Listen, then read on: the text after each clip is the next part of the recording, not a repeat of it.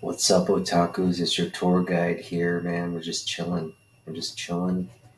Talking comic books. I got some exciting news. I did share it in a post on Instagram and YouTube, but I'm getting my last submission from CGC. As you know, I submitted books back in like September of 2021. My first CGC submission. Um, and over the course of that year's subscription, I submitted close, yeah, 21 books, maybe 20 books. I think 21 books in all. And we've gotten most of the books back. And again, this last submission is the only one remaining. And that's coming in on Monday. So if you've liked my live unboxings up to this point, you definitely don't want to miss that because I think it's going to be, um, for me, it's um, one of my, yeah, it's going to be one of my top submissions in the collection. Definitely is rare in terms of the CGC census, but anyway, you'll just have to watch to see what we get back.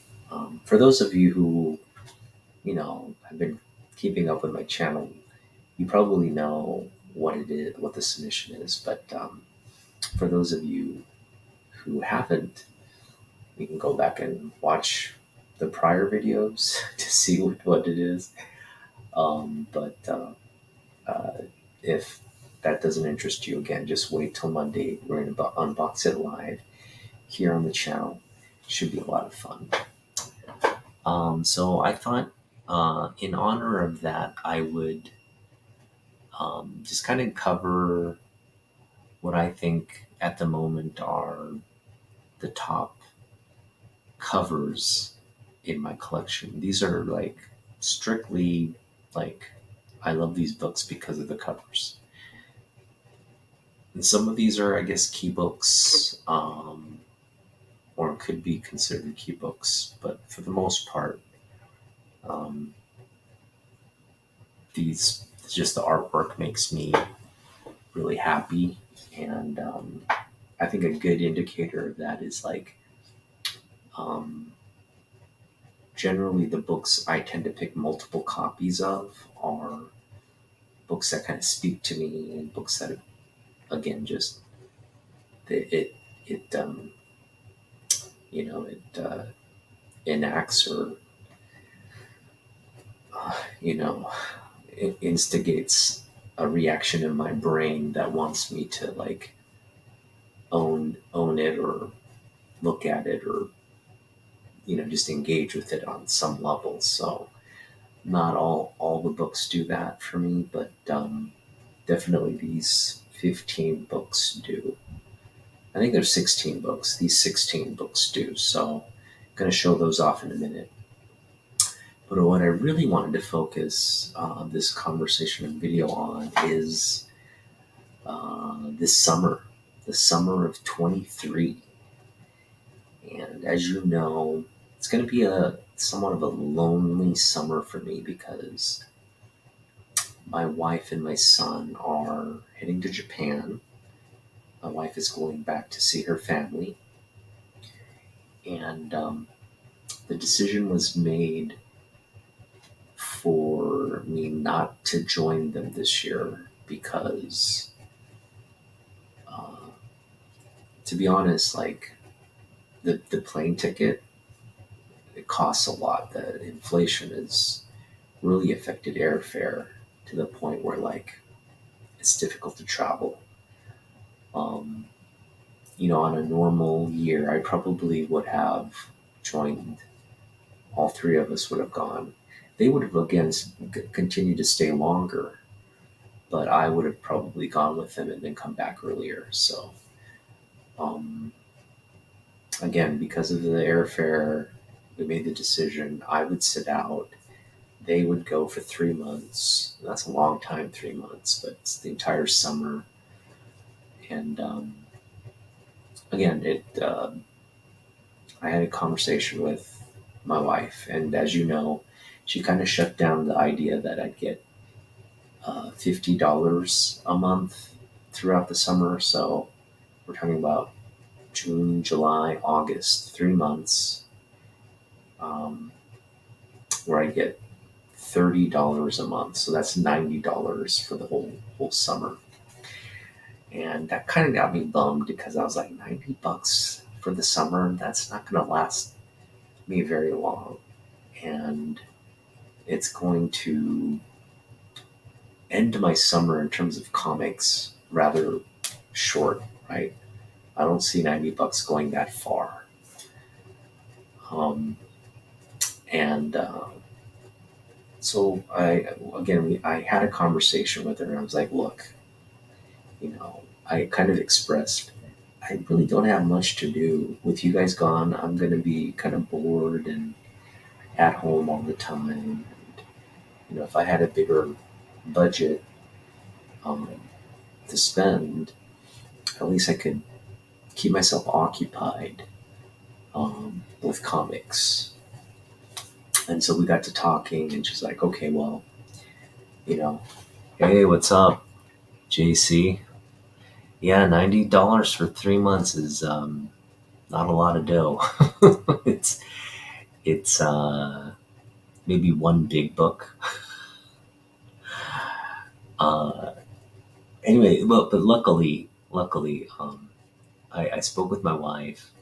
We had the conversation, and I told her, like, yeah, it'd be nice to have a bigger budget. And so she's like, all right, well, you are 90 a week. Dang, dude. Daddy $4 here, man.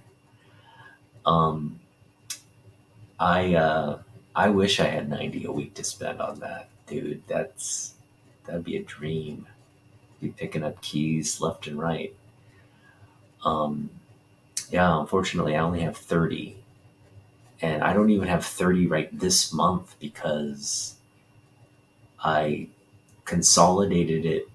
Like, you know how you like kind of take out a loan, like consolidate like 3 months worth to get a big book. I did that for Comic Con, and that wiped out my budget through May, through June actually. So my budget resets in June when the summer begins. But anyway, to make a sad story happy, um, my wife and I, she's like, well, I we haven't discussed like your birthday present. How about if I give you $300 for your birthday present?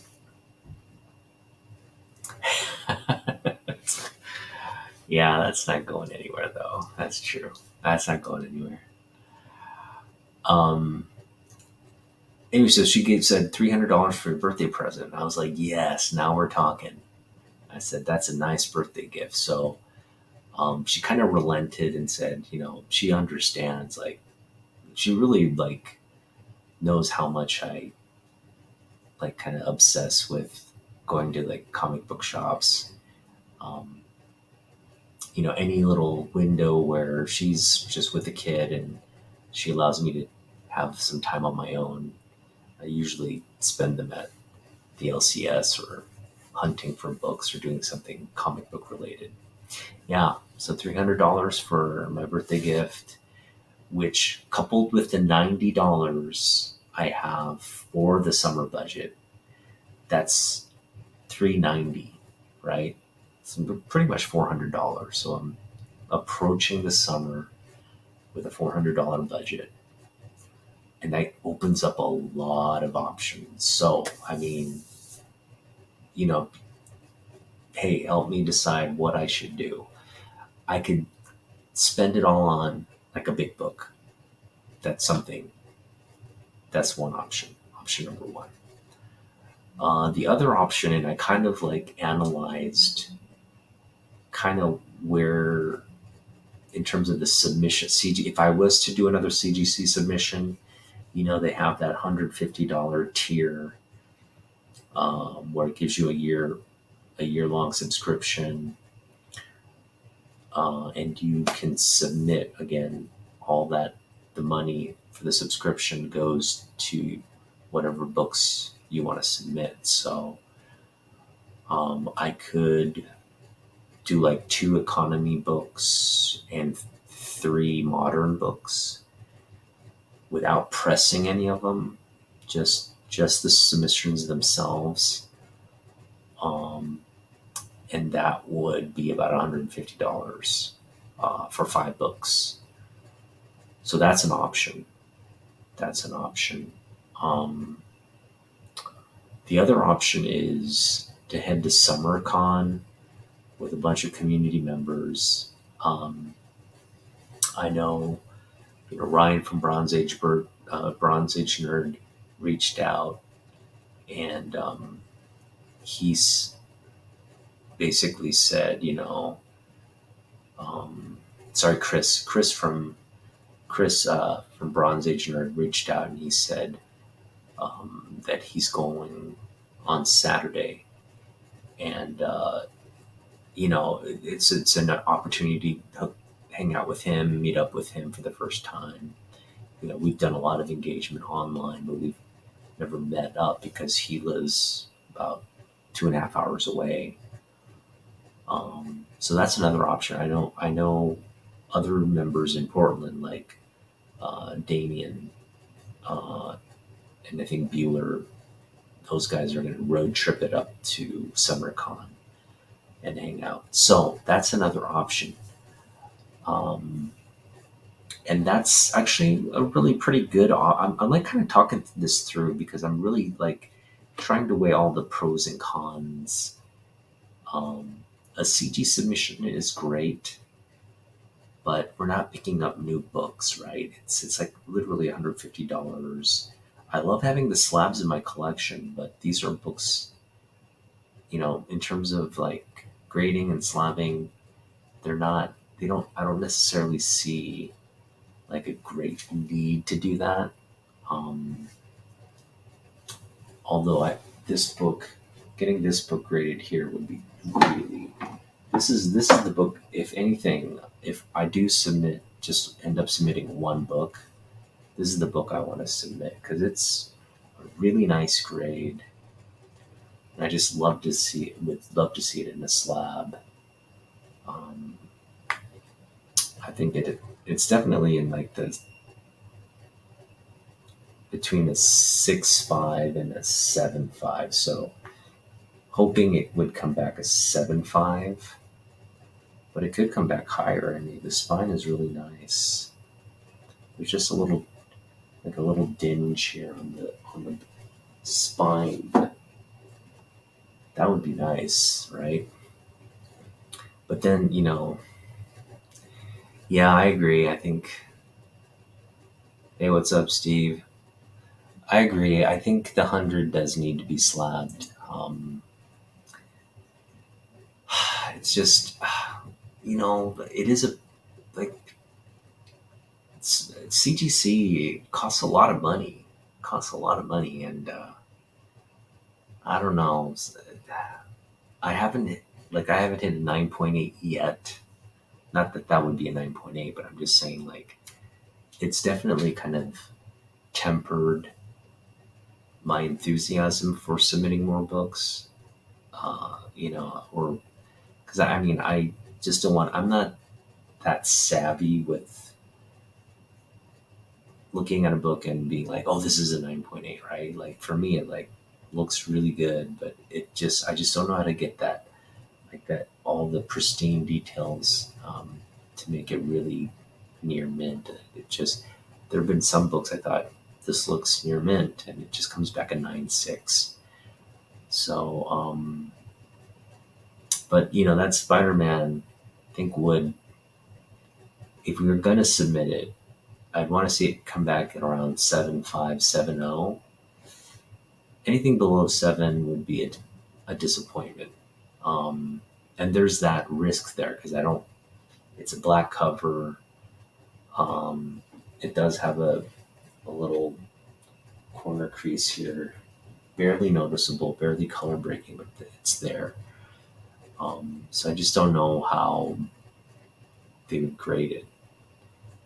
Um, but yeah, so again, CGC submission is an option. Meeting up with all the guys up down in Sumner, Washington for SummerCon is another option. And I'm going to talk about SummerCon just for a minute. It's what's really surprising is SummerCon in terms of artists and celebrities really outdoes Emerald City Comic Con by quite considerably. They've got like a bunch of like stars coming. Like the cast of Saved by the Bell is going to be there. They've got like Ming Na Wen, who is just a man. I just love her. She's great. Um, she's just been one of my favorite actresses. She's going to be there on Saturday, which is when I'd go. Who else is going to be there? Just a bunch of like Hollywood celebrities, like people in TV shows and movies, and there are just so many. It's kind of like I can't really name specific people right now. I guess I can name them as they come to me, but like, um, you know, like people from Star Wars, people from like, um, again, just a whole slew of stars. And then on top of that, you've got comic book legends like Jim Steranko's going to be there. Okay, and I think that's why a lot of the comic book members want to go. They want to see Steranko. Marv Wolfman's going to be there. A lot of people are going to go see Marv Wolfman. In fact, I don't have any Steranko books because he's not somebody I collect. But Marv Wolfman, I've got a crapload of Marv Wolfman books. Um, and that'd be cool to get his signature on just one of my books. Doesn't even have to be anything like key or anything, just a nice sort of, good condition, clean copy book. To have him sign that would be really cool. Um, and and I know from the people I've spoken with, uh, SummerCon is definitely better in terms of buying comics as well because there's a lot more vendors. It's really one of those events that's very comic focused, not so much the cosplay anime scene. It's more like old school comics plus a bunch of celebrity signings. So um, that I think that would be a great idea. So we're keeping that in our back pocket, attending SummerCon. The issue with SummerCon though is it's $40 for the ticket. You're probably going to pay another $10-15 for parking at the fairgrounds. So you're already out like $50, right? And then SummerCon's not one of those things where people at the con are just going to sign your books for free. You have to probably submit or buy tickets, purchase tickets to get an autograph. Um, so let's say if I was to get Ming-Na Wen's autograph, Marv Wolfman's autograph, and who else is going to be there? The other person I wanted to meet and get a signature of was who was it? Like maybe Mark Wade. Okay, Mark Wade's going to be there. Let's focus on an artist. Who's one of the artists that are going to be there? Mike Grell. Mike Grell's going to be there, right? Could get his autograph on some books. Um, so that depending on how much they charge for signatures, I'm already out $50 with parking and the ticket, right? And I'm going to be out what $30 probably for 3 signatures. So that's $80 right there. Now with a $400 budget, $80 on just like signatures and getting there. That leaves me still $300 to spend on books, right? I know if I go on June, it's late June, I will come back with $0. Because that's what happened at Emerald City Comic Con. I went with like about $300, and I spent everything. I think I came back with like $5. So, uh, in terms of like, if I had $400 going into the summer and I didn't go to SummerCon, I could really stretch that out and just be strategic about it, right? Hit up as many different comic book shops north and south of me. Because that's the thing, like, um, it's not like that. It's not like my gas budget, like transportation and all that stuff. I mean, if it got to the point where like I was doing like a lot of traveling, that would be problematic. But like let's say I planned a big trip, one big trip in June to Portland. Not gonna. I mean, that's not coming out of my comic budget. It's just within like our monthly or whatever gas budget. It's probably exceed the monthly gas budget a little bit, but it's within like reason. Like, and then if I were to go up to, let's say, Vancouver and get comics, a 3 hour drive up there and back, in like July, let's say, okay, that affords me another long trip. So if I do one of these, like, again, extended long trips to different parts of either the state or our neighboring state and provinces, um, that would be fun and also kind of keep me within, like it wouldn't motivate me to burn everything all at once because I'd be like, okay, we're going to spend $100 down in Portland and see what we pick up. We're going to spend $100 up in Vancouver in July and see what we pick up. And then in August, if we have like $200 left, we can kind of splurge on another big book. So that's kind of where my thinking is right now. I just want to be able to have fun this summer, and not just blow everything on one event. I think SummerCon would be a great event. And I think they'd have a lot of great books at great prices, right? It's really kind of like if I was to pick up like a big book and want to find it, that would be the best place to really land something. Because there's just going to be so many vendors, the selection is there.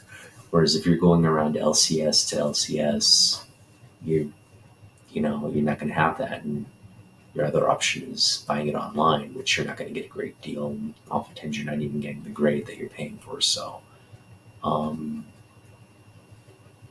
that's where we are with this summer plan. So I'll keep you updated on what I decide, but just know that's kind of what I'm thinking of.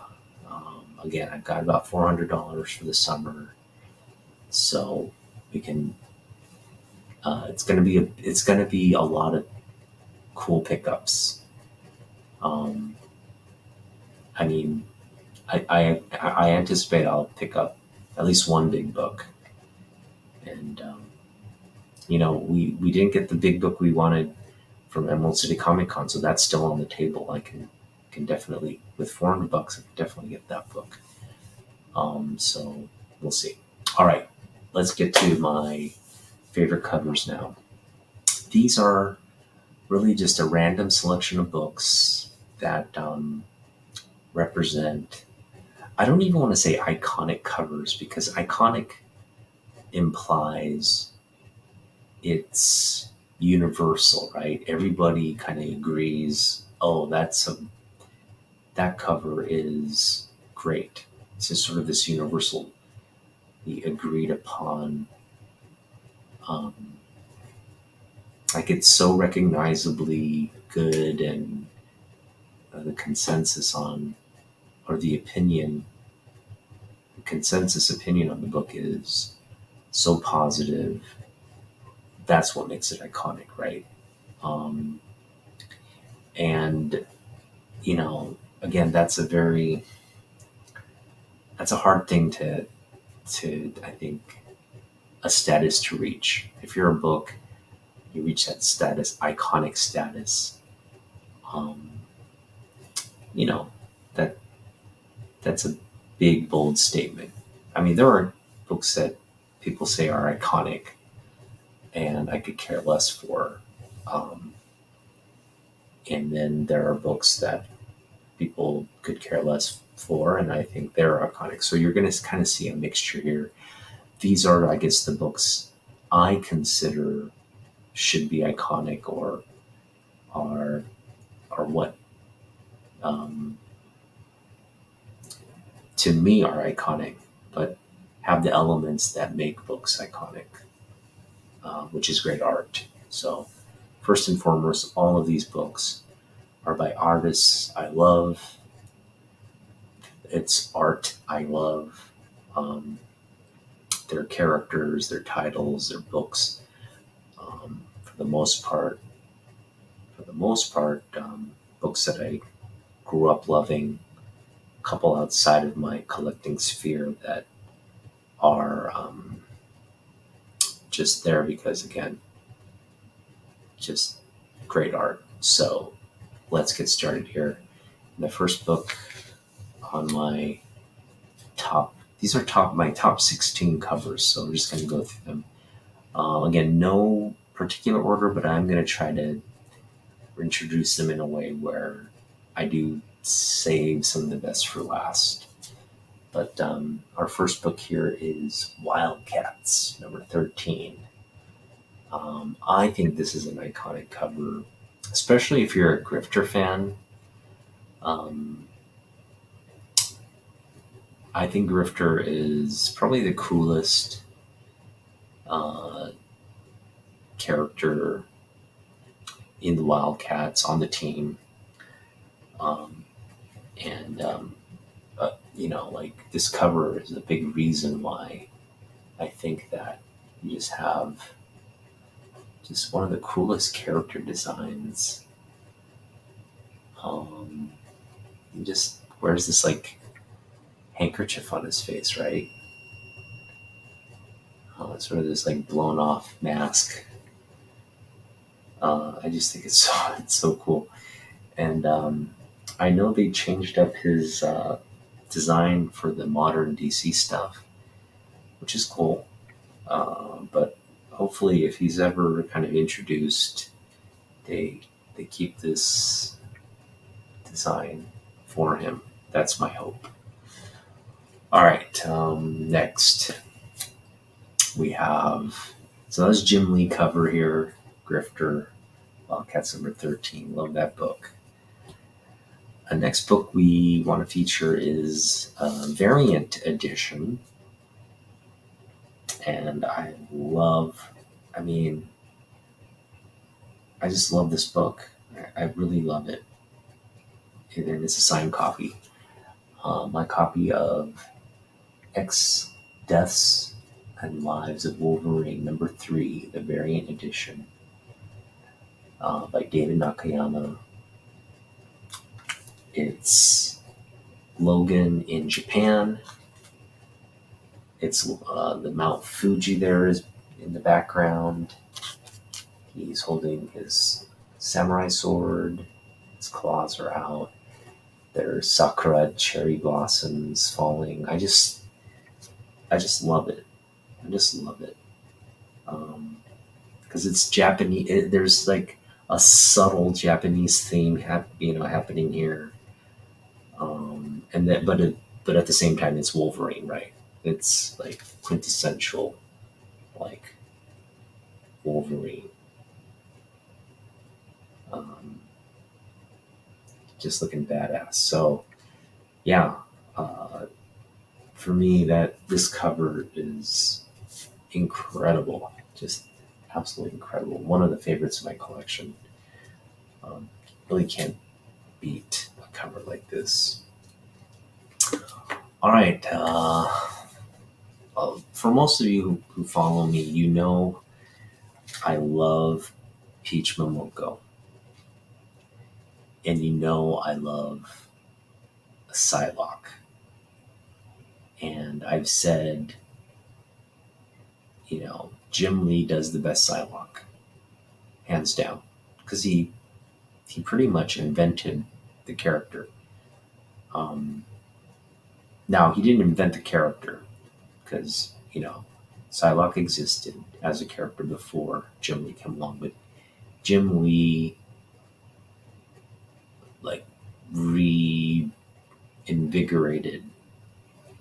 That's not even a good way to describe it. He redesigned the character, gave her a new persona, a new racial identity, just a new attitude, um, and and we're thankful for it. So he does really the best Psylocke, and there have been a lot of great artists. I see so many various Psylocke covers, variant covers that make me want to buy them because of the great depiction of Psylocke. Um, but I've got to say, out of all the ones outside of Jim Lee, in terms of like covers and depictions, Peach is the best, like on par with I think Jim, because I mean when you look at a cover like this, oh man, how can you not look at the colors? The colors, the eyes. Those eyes are just so intense. Just love her pose there. Beautiful, beautiful cover.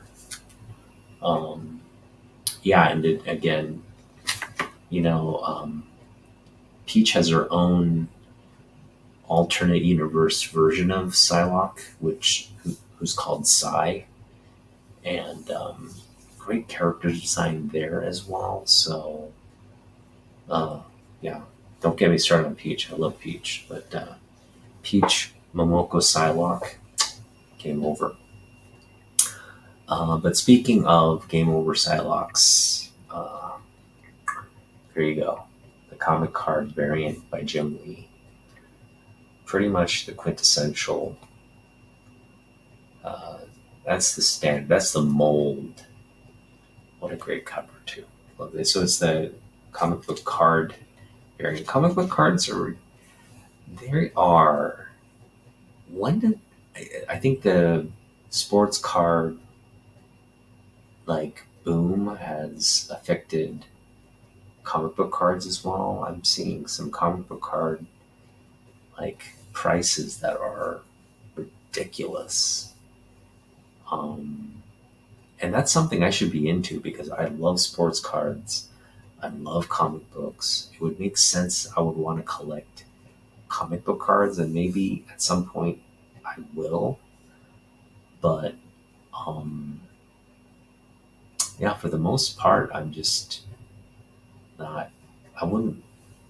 If it's going to take away from being able to buy books I want, I don't want to invest in that. And I don't really see the value of collecting these little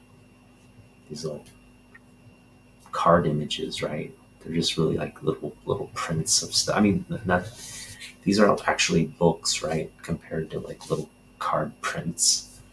I just don't. I don't know. It's just that the two don't equate for me. Like sports cards and comic books make sense, but when you combine that into comic book cards, it just maybe that'll change, but I don't see value in that. All right. Um, let's go to this next book here. We have Electra, Red, White, and Blood. And for the same reasons I love the Psylocke cover, I love this cover as well.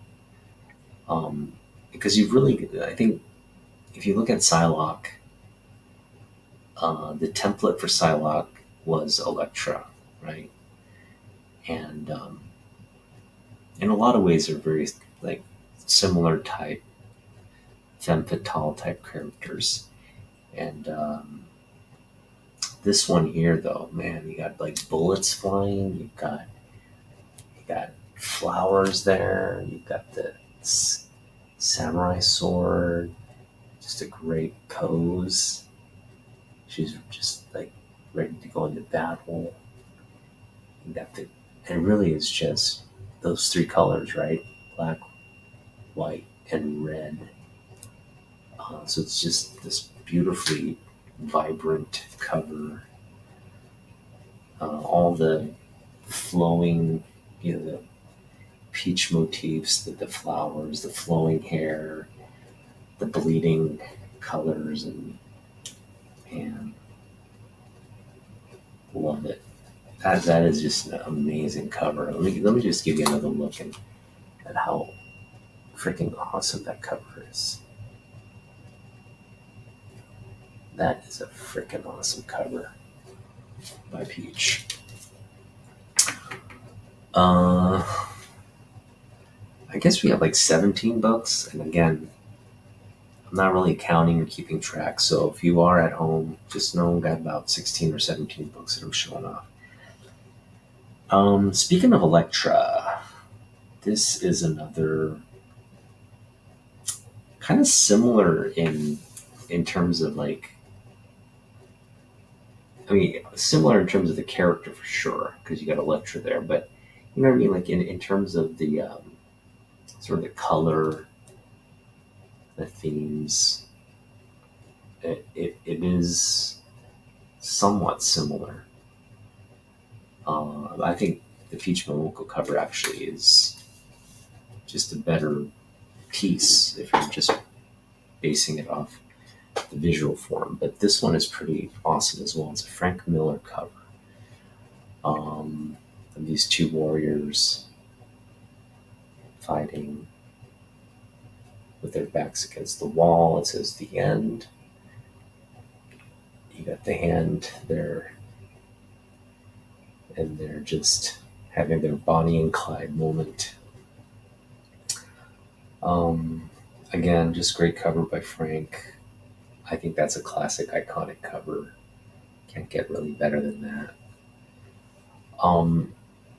And then, staying with Daredevil,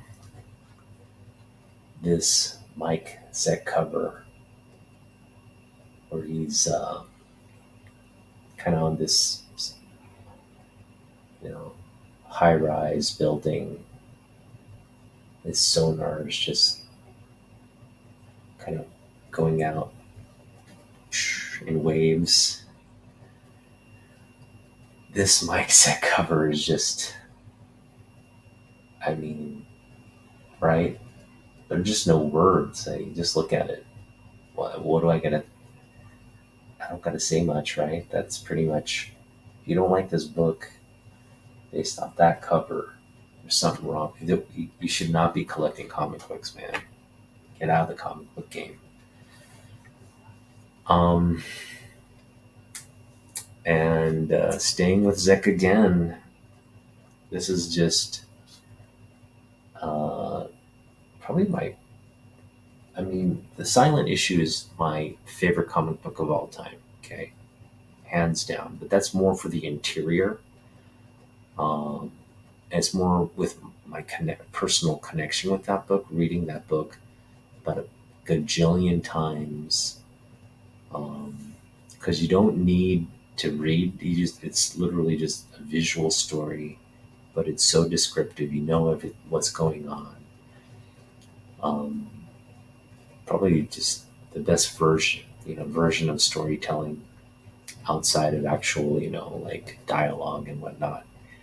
Um, that book was just amazing. And to this day, I read it even to this day. And some things when you're a kid, you like watch and you think is great. And then you go back and watch it or read it and it's utter garbage.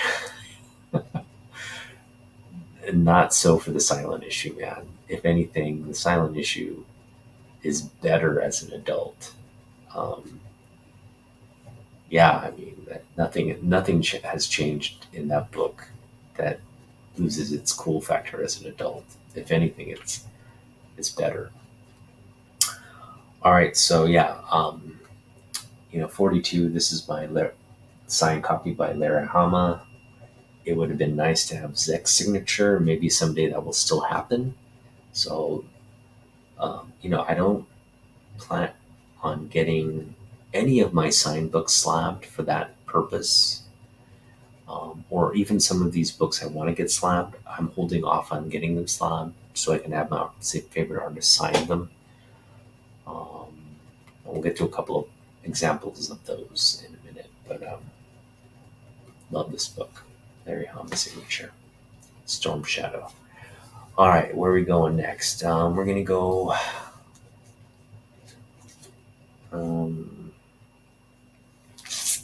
Now I already have this in a slab, so it's there in my slab. I just didn't feel like getting it out, but the cover art for the book is what I want to focus on. This is a reprint,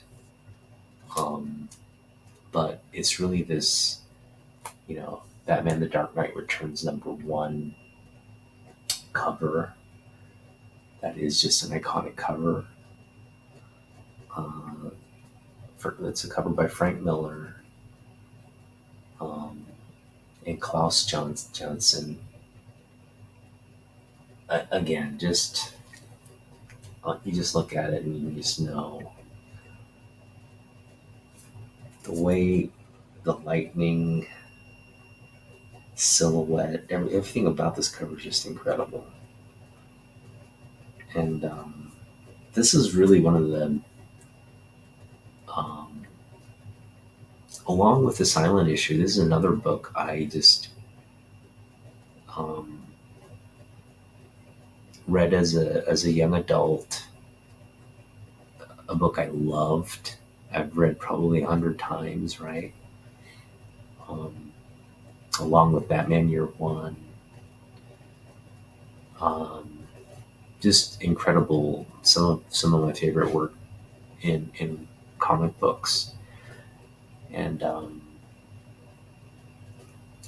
uh, along with what makes everything about this series great is this incredible comic book art as well. So, I mean, that was one of the books. The one I got slammed was a book I got off the wall um, right around when these books came out. I got it, first print, and it stayed in my collection all those years. And then I finally got it slabbed as just a couple of years ago. So it was just this long sort of journey, and got it back. Got it back in 8.5. Gotta say, I was a little disappointed. It did have like a nick in the back, so it was a fair grade.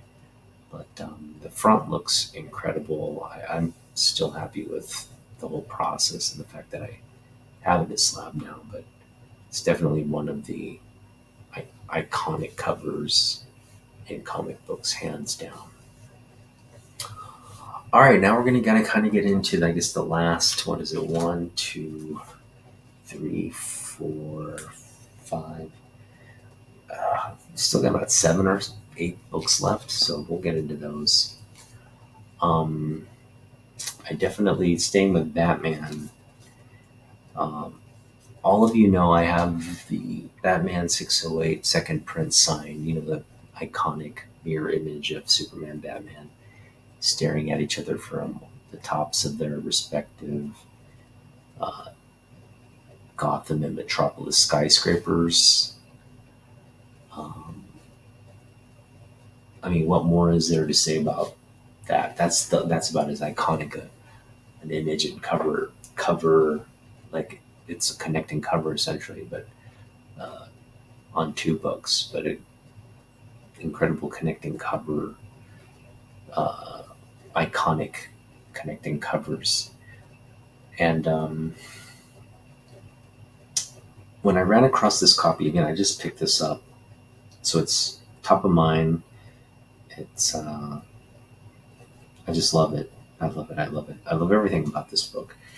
It'll probably, and this love will probably grow. But I look at this book as the Gotham, again, the connecting cover Gotham version, but it's the Barcelona. This is the Spanish version, right? It's the Spanish version of Batman, and that is Batman in Barcelona. So you got a very similar pose with the cape, with the cape, you know, blowing in the wind there. But again, it's not a complete. The angle's a little different. He's more kind of um, facing the viewer. What's up?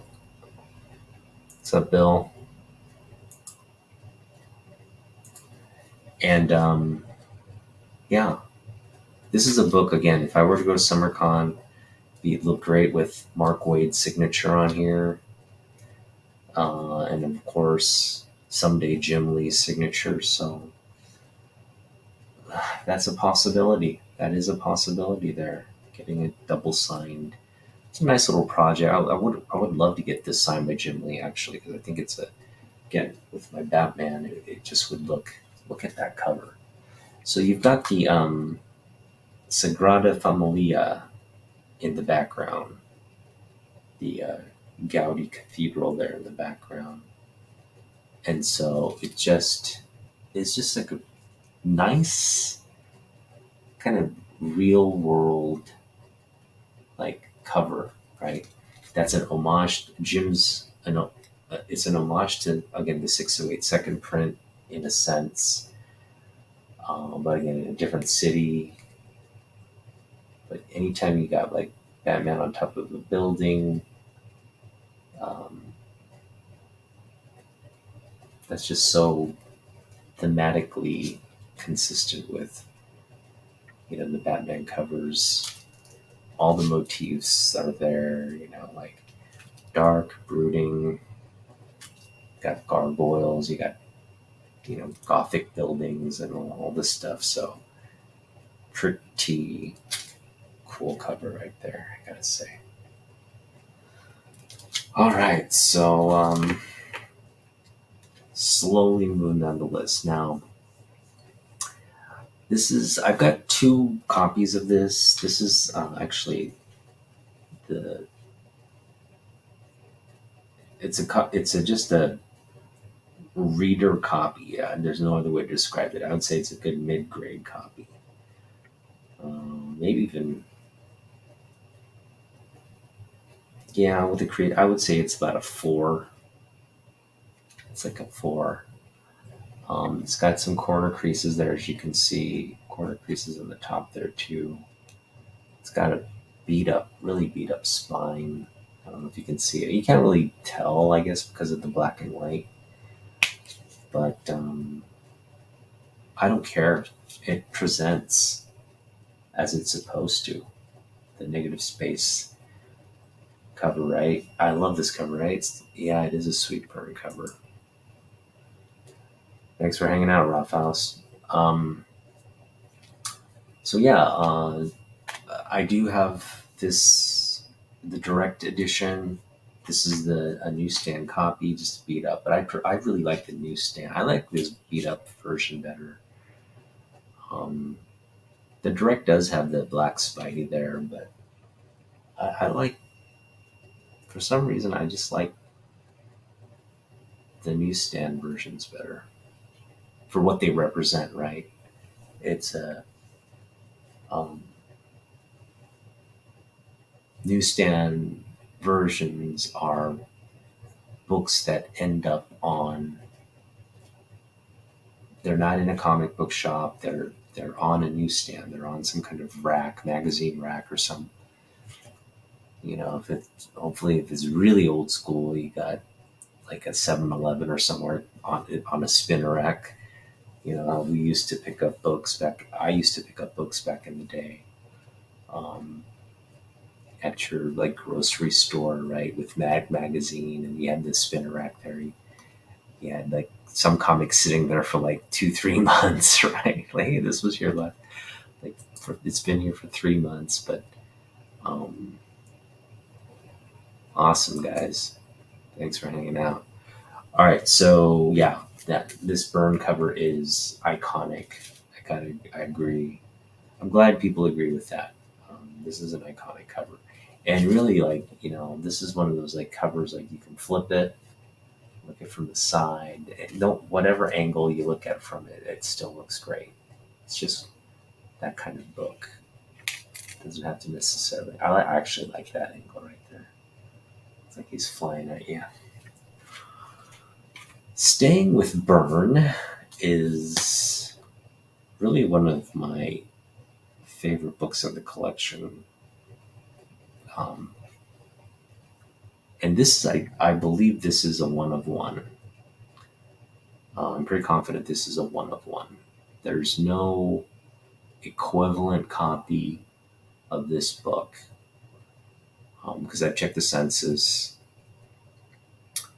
and while there are signatures, I don't think any of those signatures are the ones I have.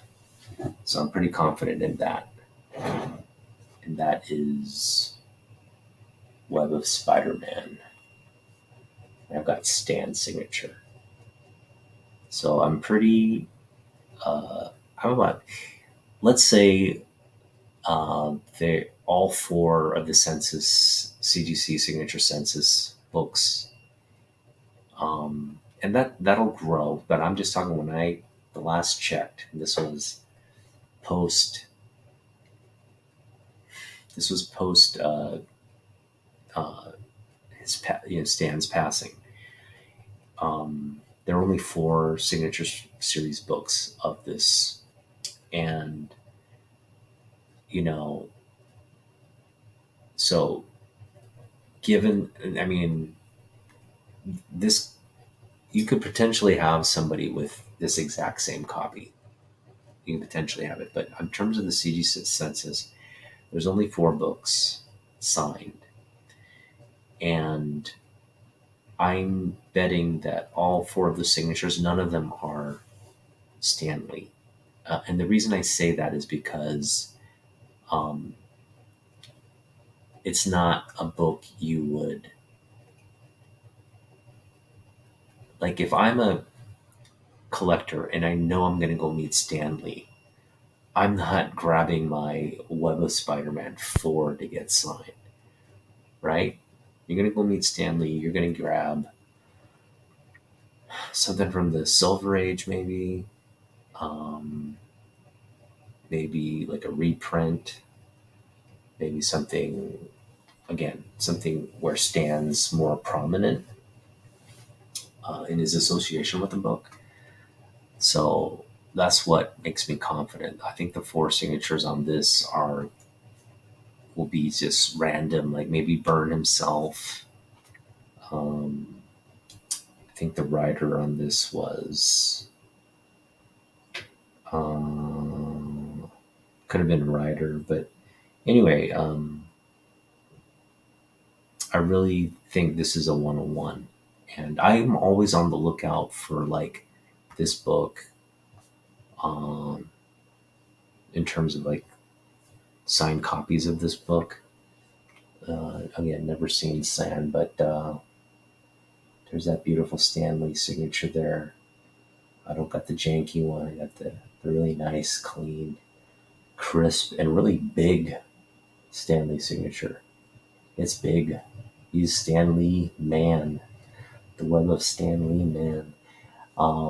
Just love this classic cover by John Byrne with the he's fighting the Doc Ock arms. He's fighting the arms, not Doc Ock himself. So just like a really a flashback to that original run of, I think it was 80, 80, I want to say 81, 82. ASM 81, 82. Again, where the arms break Doc Ock out of prison. Really sort of similar modern take on that story. Continuing on with the iconic covers in my collection, best covers. This is a recent pickup. I picked this up, I want to say I picked this up about a month ago. Yeah, it's been a month. And oh, love it. Love it. Love everything about this book. So just like this book here, um, this is also just an amazing cover. I'm not confident that this is the only signed copy. I would hope so, but I anticipate this is a book that where if you're going to a George Press signing, you'd probably grab this one to get signed, and that is this amazing Black Widow Marvel Fanfare 10. You got the Black Widow there. This is signed by the man himself, George Perez. Just a beautiful, absolutely iconic, beautiful black cover there. And love the signature placement. Everything about this book is just, man, I'm so glad I got this. This is the kind of stuff that, and again, like I was talking about submitting slab books and costs a lot of money and stuff. I don't necessarily see the value of slabbing a book just to have it slabbed and graded. For me, it's more about there are certain books that you want to have in a slab. Like the preservation aspect, the great cover, and of course the grade. So you want it reflective of a high grade. Thanks, man. Yeah, I love these fanfares, man. A lot of great artwork. I agree with you. A lot of underrated great artwork throughout this, though, especially the last book in this run from the 80s, the uh, the Black Panther cover. That's a great cover. That's something I need to still add to my collection. But yeah, again, I finally have a Perez signed book in my collection. Just didn't feel my collection didn't feel um, complete because Perez is one of my favorite artists. I have Neil Adams a signature signed book by him. I have signed books by Stan. Pretty much all my favorite artists. I still have to pick one up for John. I'm hoping John Byrne has a signing event at some point, or he comes through like one of the cons near me at some point. But he's another artist I am just hoping. Now it would be amazing to get Byrne's signature alongside Stan's on this book. That would be great. Or even on a book like this, right? That'd just be it'd just be the cherry on top. All right. we're gonna get into more books because we're not done yet. And this next one, we're getting to Superman now. Alex Ross is having a signing right now, and it's I think $80 per book for the signing. That's another option. We could do. I think it's done, or yeah, I think the Alex Ross submissions are the cutoff is finished, right? So can't do it this year, but I anticipate they'll continue to do these things. In fact, I'm sure at some point, either this year or next, Todd Todd's gonna have another signing event. I hear he's still signing books from the last event. Like he's just doing them in his free time. Like that's how many books were submitted. He got a bunch of like books shipped to his house, and he's just doing them at home now. So um, that's great. I mean, and Alex Ross probably he's probably up there as well.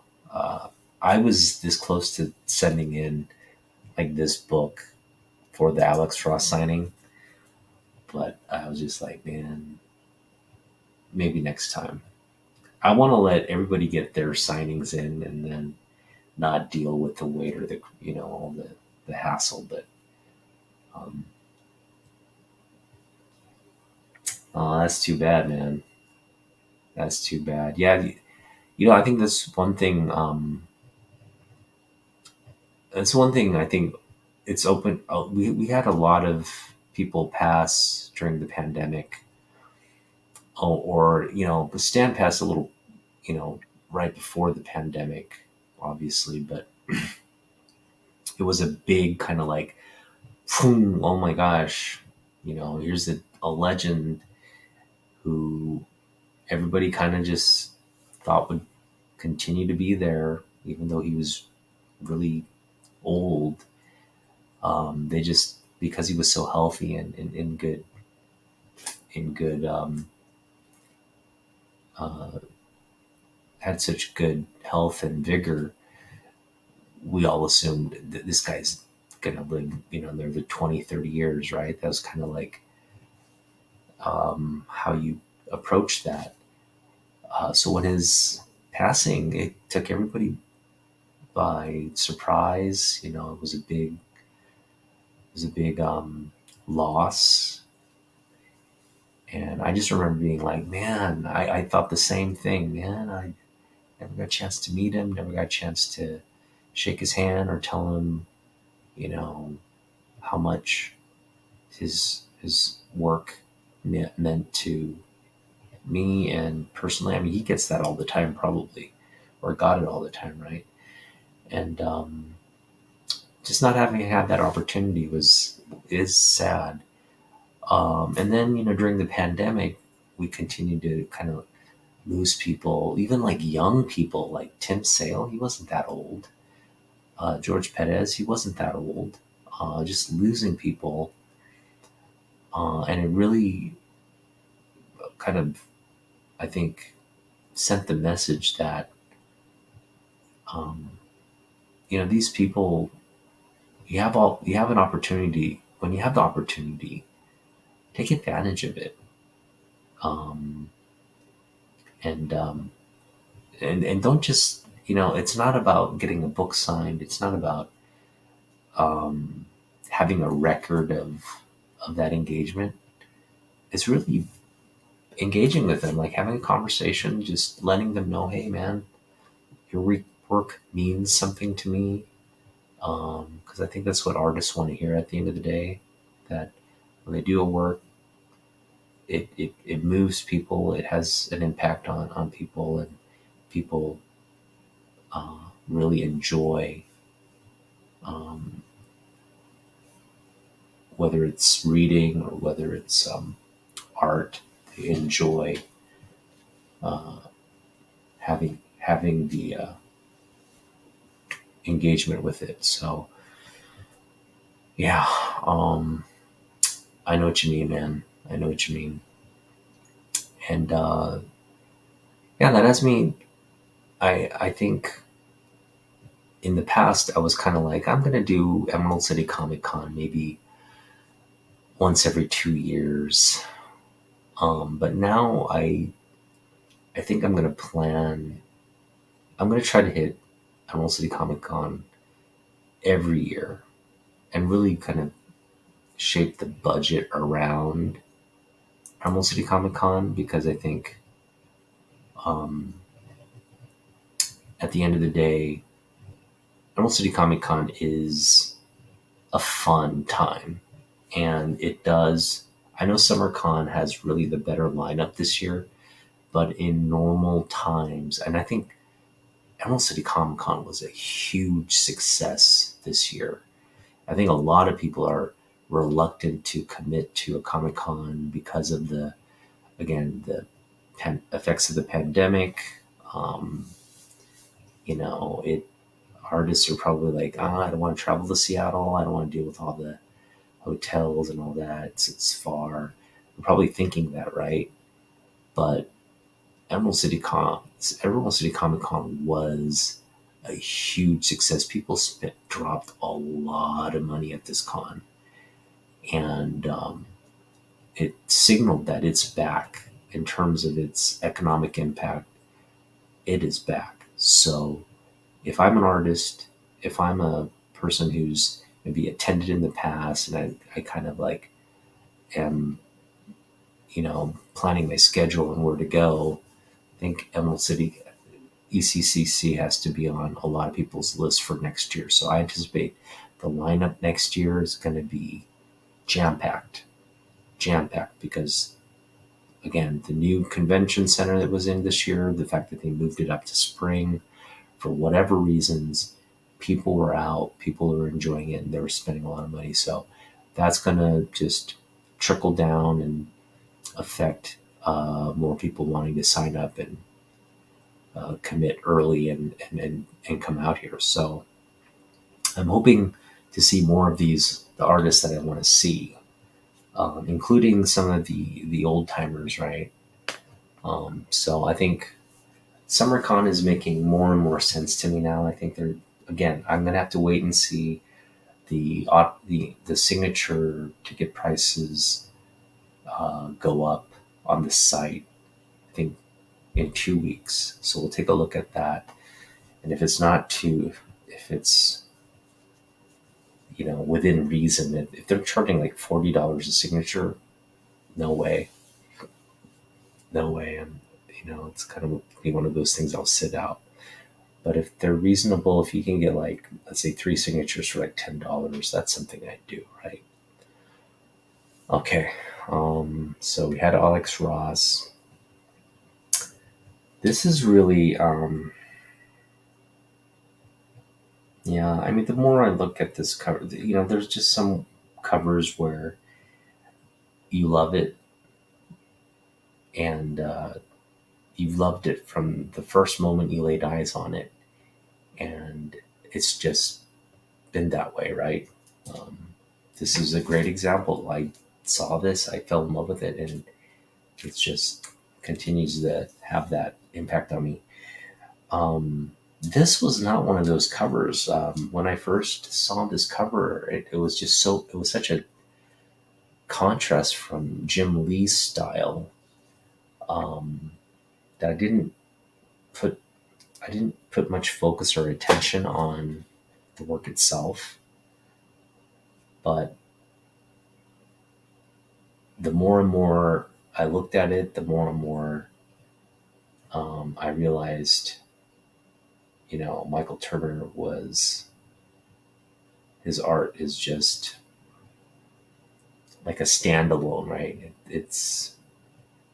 I mean, all these artists are pretty much standalone. You just can't copy or mimic their style. But Michael Turner definitely has this style that pops, and it distinguishes himself above everyone else. And this Superman cover, man, look at that.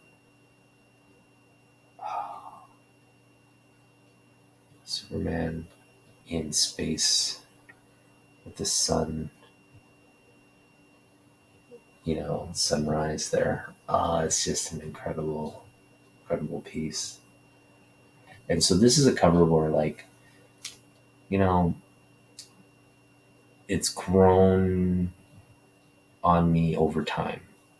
Something I didn't really appreciate, but now every time I look at it, I just see the genius in it, um, the beauty of this cover.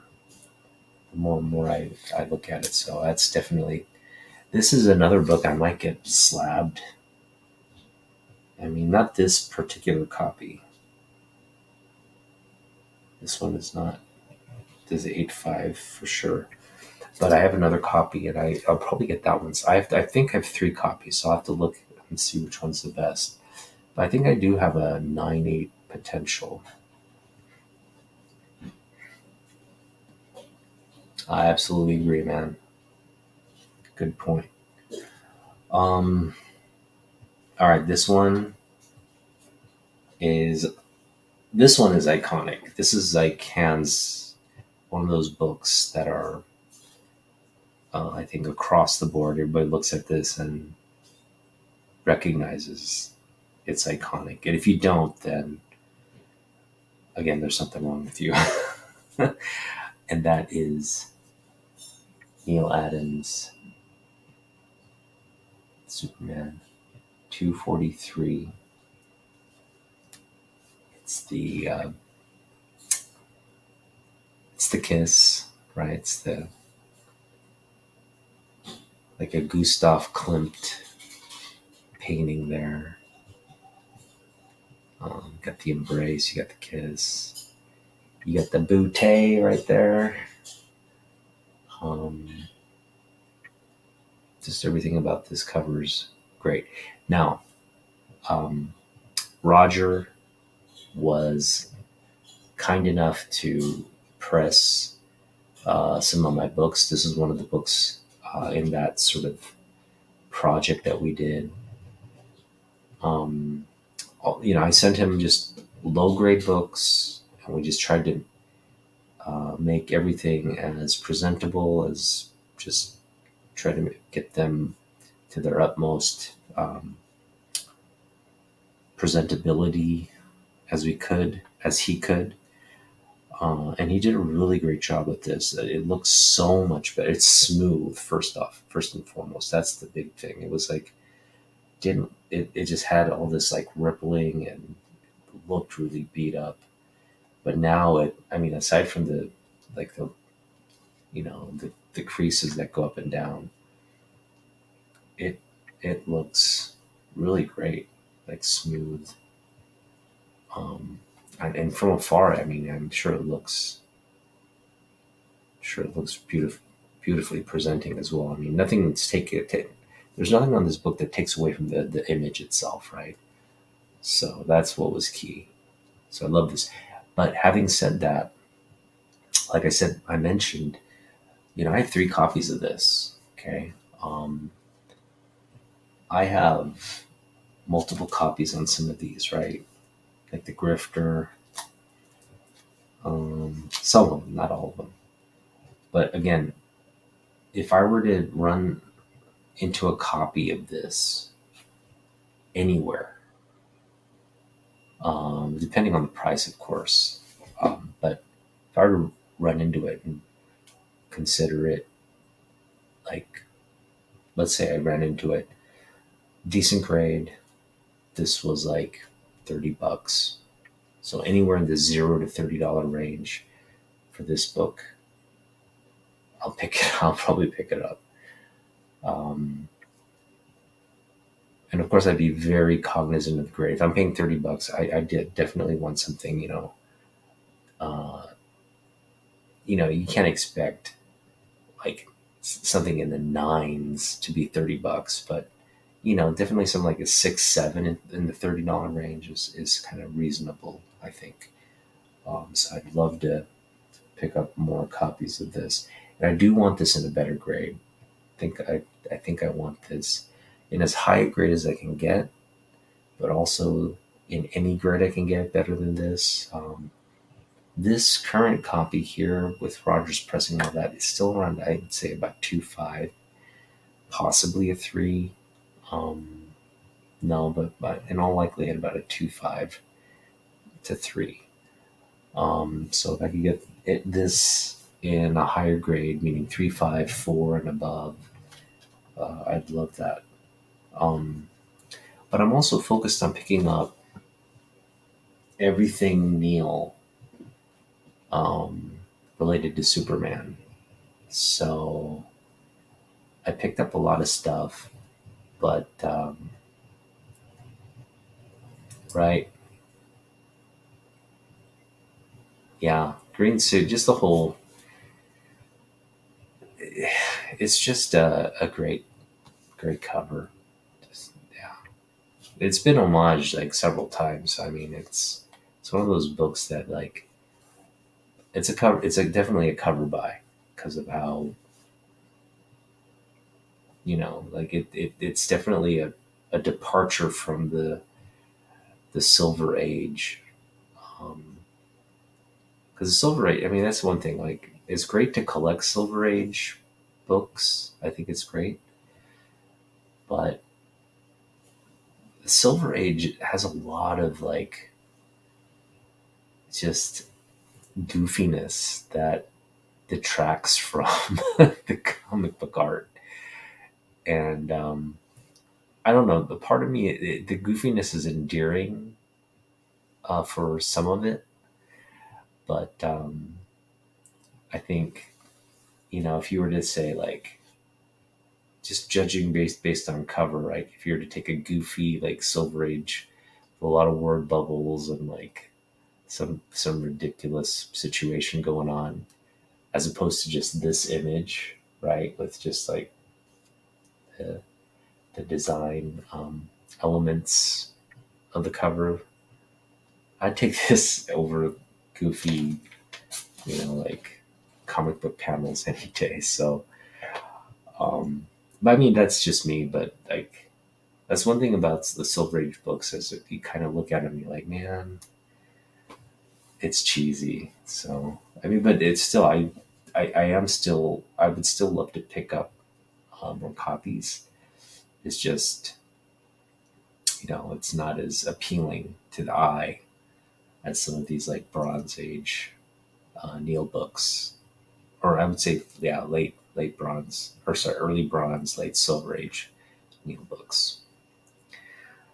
Um, yeah, definitely DC for sure. Yeah, I would say the Marvel Silver Age is a little better. It's not as cheesy. It's a little bit more grittier, edgier, more human. It's not trying to be this like comic strip, right? It's more.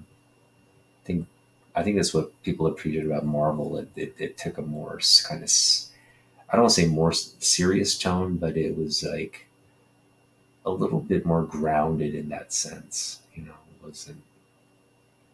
wasn't purely for kids. Kind of, it was. I think Marvel was aware, that kids were going to grow up and still enjoy comic books. So it was kind of like targeting that like older, maybe teen crowd. But either way, Marvel definitely is different in tone in their Silver Age. In the Bronze Age, yeah, I would agree. I would agree. In the Bronze Age, Marvel stories were, sorry, yeah, late, yeah, Silver and Bronze. Definitely, the stories were better at Marvel. Um, but DC caught up in the Bronze Age. I think DC Bronze Age stories are as good, if not as progressive, or more progressive than what was coming out of Marvel. Um, so yeah, I mean, it fluctuates, right? Um, but I think if you were to ask me if I had a preference between Marvel and DC, that's really tough because I kind of like having to choose between family members, right? You're just kind of like that. I love them both, but I think for me, yeah, like my heart definitely lies with the DC characters. That's just because I grew up on the Super Friends and all that. So that's pretty much it. All right, so the last book in my collection, and this one is slab worthy. This is a I don't think this is a 9.8 candidate, but I would say it's in the 9.496 range for sure. It's not a 9.8, but it's in the 9.6 for sure. That's Wolverine 27. And I've spoken to why I love this cover, so I won't get into why. If you want to know, just go and watch any of my other, like Jim Lee, best Wolverine cover, or whatever Jim Lee cover like videos I've done. This is probably in there at some point. Now, I am waiting. So one, we talked about options with my $400 summer budget. We talked about the different options I have, and one of the options was to submit books. And I mentioned if we're going to submit books, this would be at the top of the submission list. That's great. Hey, what's up, Damien? Damien, are you going to go to SummerCon? If so, when? Just curious, because I'm trying to do some of my summer planning now. I've got a $400 budget, and I'm wondering if I need to set aside. Thank you. I'm wondering if I need to set aside money to get a ticket and maybe some autograph tickets as well. So you will be there Saturday and Sunday. All right. Well, who are you coming up with? Are you coming up with people?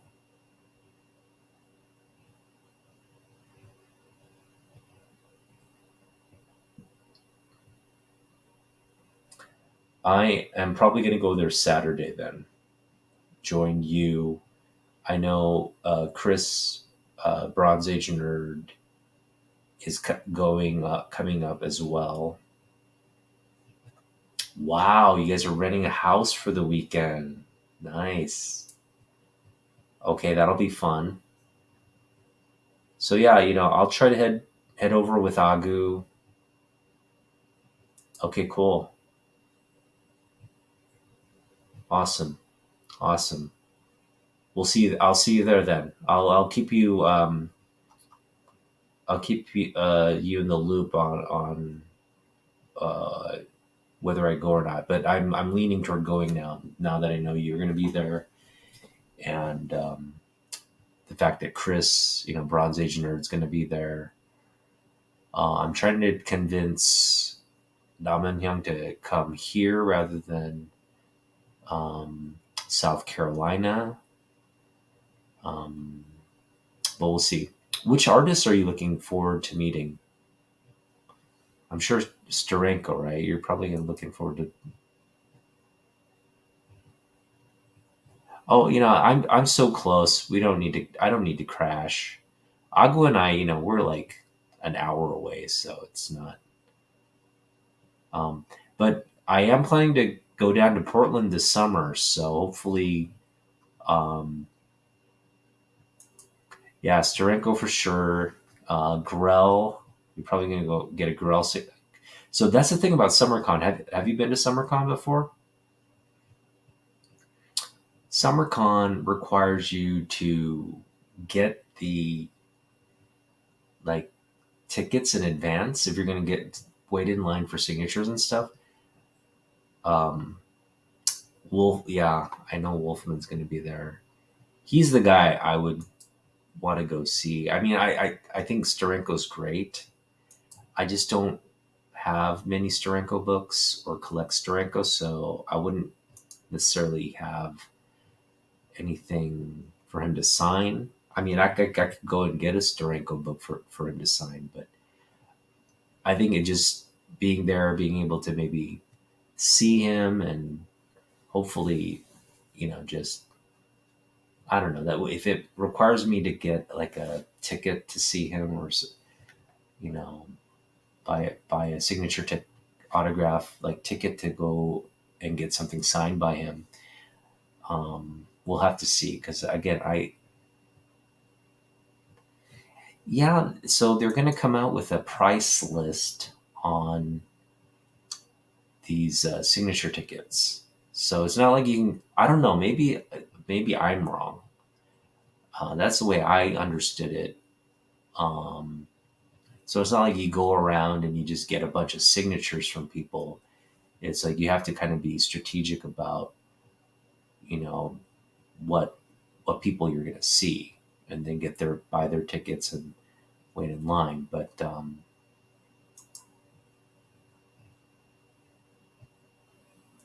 okay, okay. So if the comic book people are just going to sign stuff for free, that definitely makes going there the decision a lot easier. I was under the assumption that you have to get tickets for everybody to sign. But if I can meet Steranko without having to pay and just get any old book signed, that would be great. Yeah, again, Mike Grell's gonna be there. Mark Wade is gonna be there. Steranko's gonna be there. Uh, who else? Marv Wolfman's gonna be there. So I'm really looking forward to meeting Marv Wolfman and getting a bunch of uh, Teen Titan books signed, um, new Teen Titan books signed.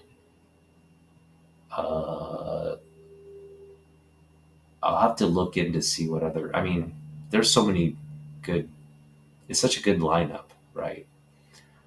I may even have to look into getting a Steranko book just to have him sign it, because I wouldn't want to miss out on that opportunity. Hey, what's up, Tylox? Sorry about the shellacking in fantasy baseball, man. Hope you continue to stick with it. uh, did he? Okay. Well, it's to be expected. These guys do need to. They don't travel long distances just to meet people. They do need to profit off their fame. So I don't. Again, we'll just have to see where those prices are. But I'm more than willing to buy a $40 ticket to come out, hang out with you guys, and buy comic books. So looks like I'm going to SummerCon. Looks like the decision was made here in this video, with the help of our community members here.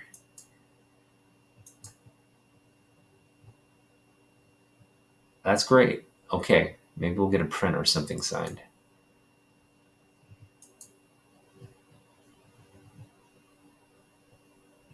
All right.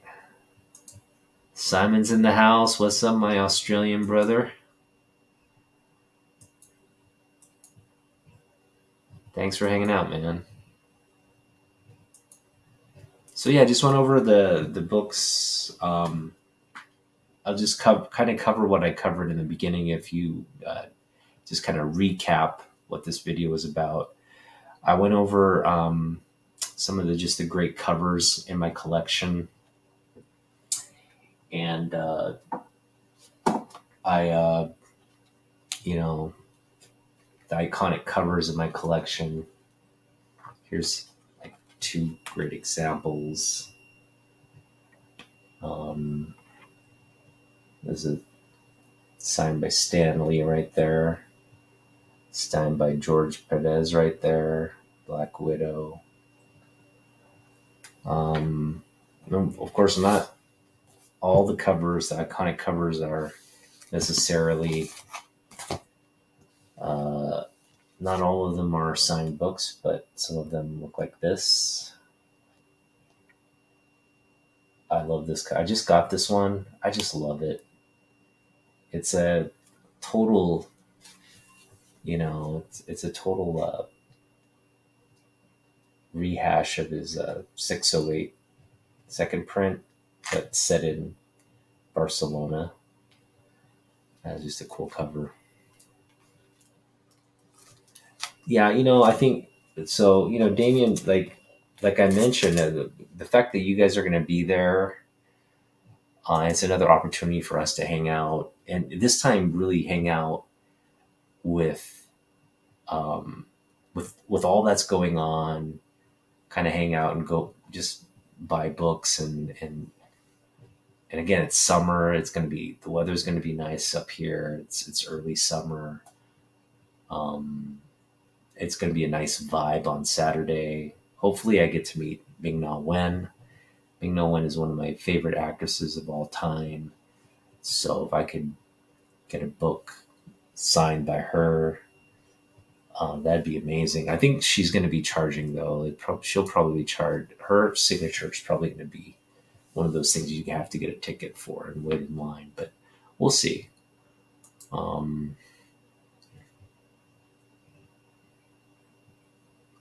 oh, this it's not a key. The Marvel fanfare. No, it's just a great, just a cover, awesome cover. Um, it's an iconic cover, I think. Black Widow, George Perez. But these fanfares, I love the fanfare covers. There's a lot of really iconic artwork that didn't that never made the pages of comic books themselves.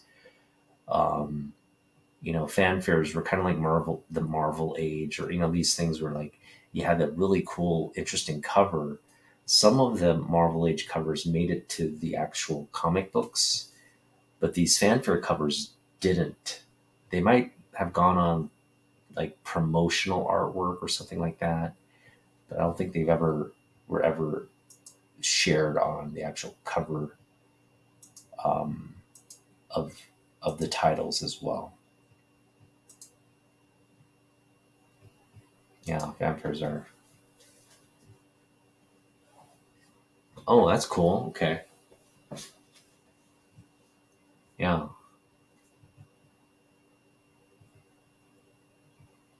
interesting. All right. Well, so recapping, uh, I shared the news that I have. So basically, the summer of 23. Let me kind of explain what this video is about. Um, as you know or may not know, my wife and my son and I were planning to go to Japan this summer. But because of inflation and airfare, uh, it's it's exorbitant to travel these days, and we can't afford the three of us flying to Japan. So we made the decision that my wife and my son would go, they'd spend the summer there. They're going to spend 3 months in Japan with my wife's family, and that's going to be a fun summer for them. I just want to have the opportunity to join them. Even if I did have the opportunity to join them, let's say I paid you know, the airfare to join them, it would have been a very short trip anyway because of work. I would have only been able to go for maybe 10 days maximum. So that kind of investment to travel there and only spend 10 days and come back and still kind of like have the entire summer to myself we thought wasn't the best option. So they're going to go. I'm going to have pretty much 3 months living as a single guy again by myself. But I will have a lot of time to go to comic book shops and, do that over the summer. So that's something I'm looking forward to. Yeah, feel free to come and party at my house. It's not that large, but I'll definitely try to make it as comfortable as possible, we can definitely hang out at my place, order pizza, and do all the act like kids again. Um, but all right, see you, home. Have a good night.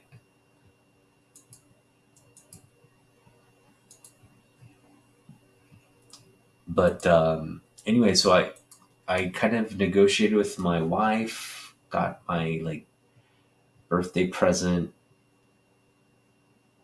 You know, I was able to up the budget that because I only had $90 to spend this summer, like a 3 month budget consolidated into the whole summer. So $90 was the initial budget, but I had a conversation with my wife. She said, "Okay, well, we'll add your birthday present in there," and that budget is now $400 to spend over the summer.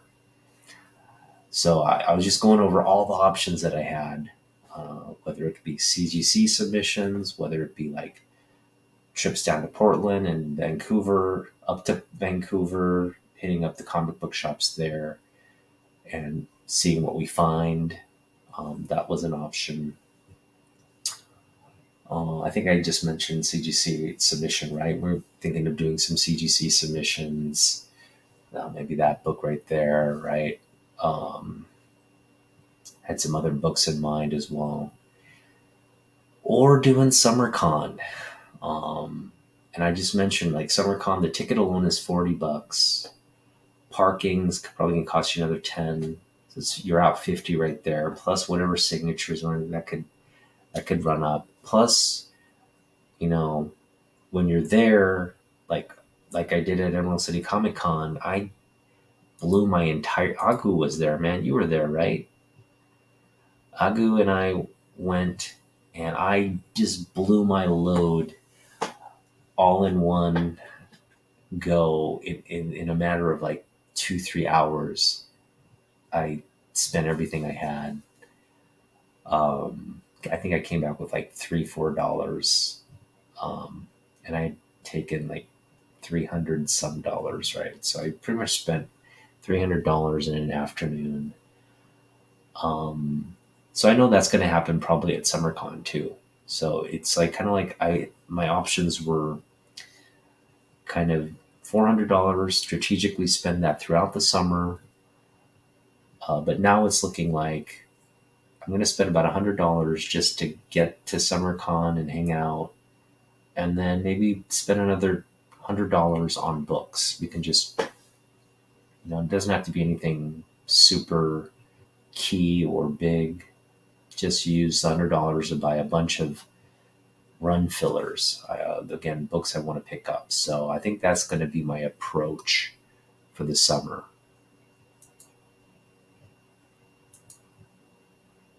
Yeah, come up here, man.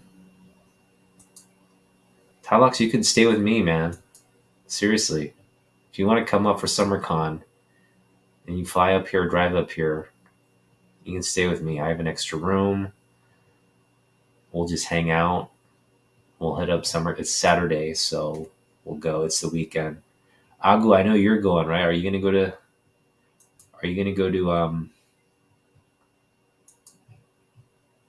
the Griftergami? Yeah. Are you gonna go to SummerCon, Agu?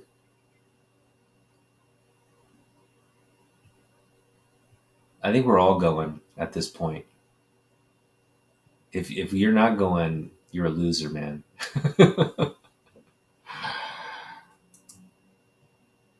All right. So everybody's going now. I mean, we just need Tylox. Tylox again.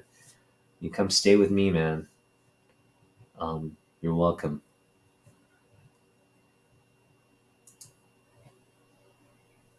But